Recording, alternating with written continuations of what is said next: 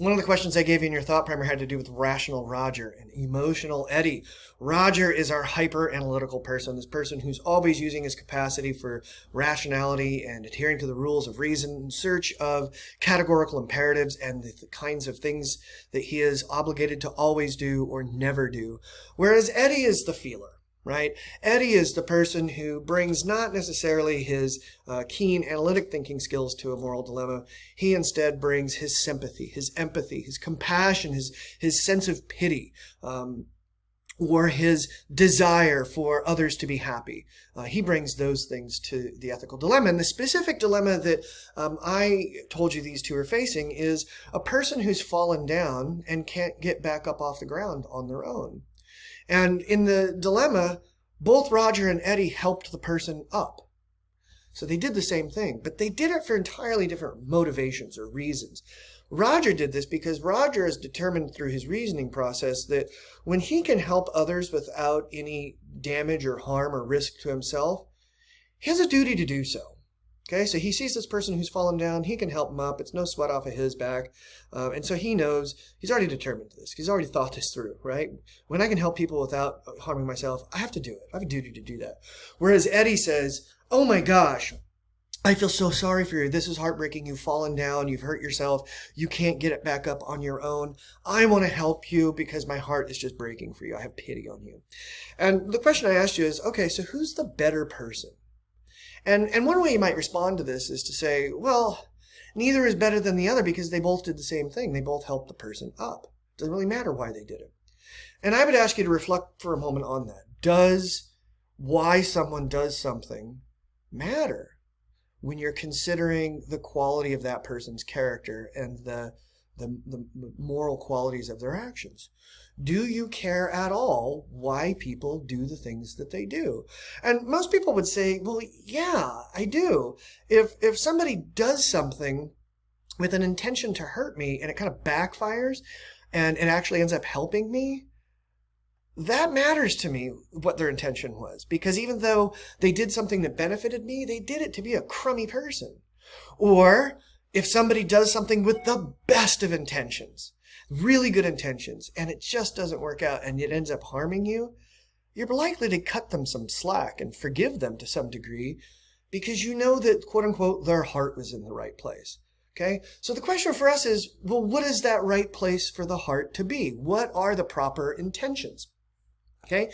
Because as we've discussed earlier, what Kant cares about is our intentions, our motivations, and the actions that we take. Not the particulars of the situation that we find ourselves in and not the consequences of the actions that we take. And so when we ask this question, does it matter why you do the right thing? Most people are going to say yes, but then the next question, of course, is going to be, well, what determines what the right motivations are? What are the right reasons for doing something? And Kant would say this. So imagine you're driving down the highway. It's a rainy night. You're booking through like Honeydew or someplace out in the middle of nowhere.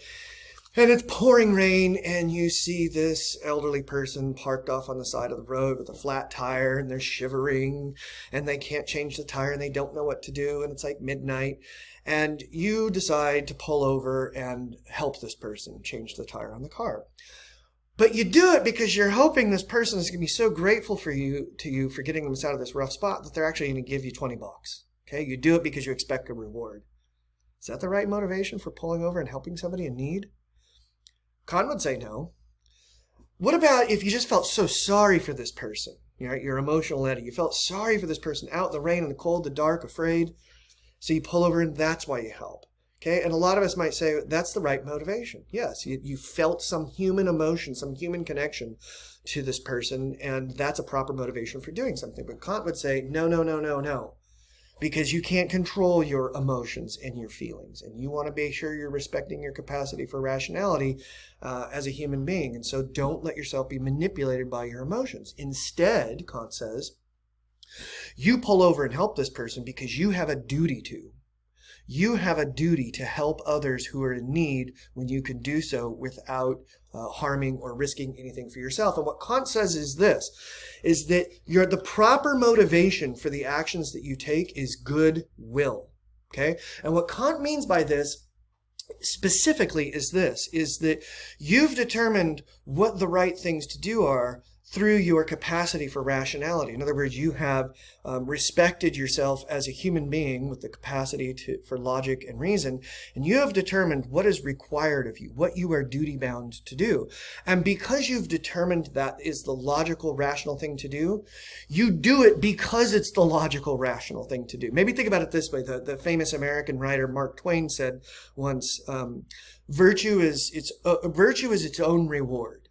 And it's its only reward, right? So in other words, what Twain is saying is, well, you do the right thing because the right thing brings about rewards of having done the right thing, but that's the only rewards that it brings. And Kant is kind of saying the same thing, that if you recognize you have a duty, then you do the duty because you recognize the duty is the thing that needs to be done, okay?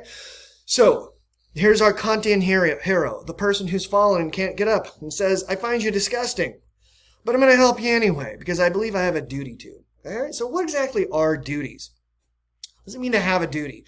I would suggest to you that have a duty means you have an obligation. Okay, you have an obligation to do something. So you think about the various aspects of your life with your spouse and your family, your community, your job, your country, to animals, to strangers, and you probably can identify some number of duties that you have with regard to these different people and different groups, okay? And these are the things that you feel like you're obligated to do in order to be a good, ethical person. And there's a kind of moral force behind these duties, right? If you don't do them, somehow you've kind of failed. And if you do them, then you've kind of fulfilled something that's right and good. Think about, for example, the duties that you feel with regard to your family. You can fall down and be a bad family member if you don't come through on the duties that you believe you have with respect to your family.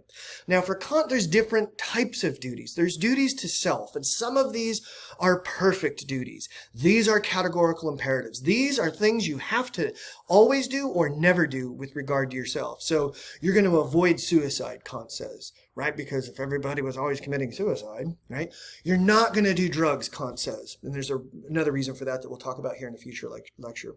There are also, Kant says, some imperfect duties that you have with regard to yourself. And these are things that you've got to do sometimes, but not all the times. Like, develop your talents. If you don't, to some degree, develop the talents that you have, Kant says, then you're falling down on some of the duties that you have to yourself. Now, you can't be developing your talents all the time. There's lots of other things you have to be doing with your life other than developing talents. But if you don't develop your talents, at least for some portions of your life, you're not fulfilling your duties. And of course, Kant says we have duties to others. And some of these duties are perfect duties. These are those categorical imperatives, the things that you always do, the things that you never do, right? You always keep your promises and you never steal. And on the other hand, there are these imperfect duties that we have towards others. You help other people when you can, but you can't be always helping others because at some point you're going to end up being the one who needs the help. So you've got to make sure that you take care of yourself as you're taking care of others. All right? So think about some of the duties that you have in these different areas of your life and why you think it would be bad or reflect badly on you for you to fail to fulfill those duties.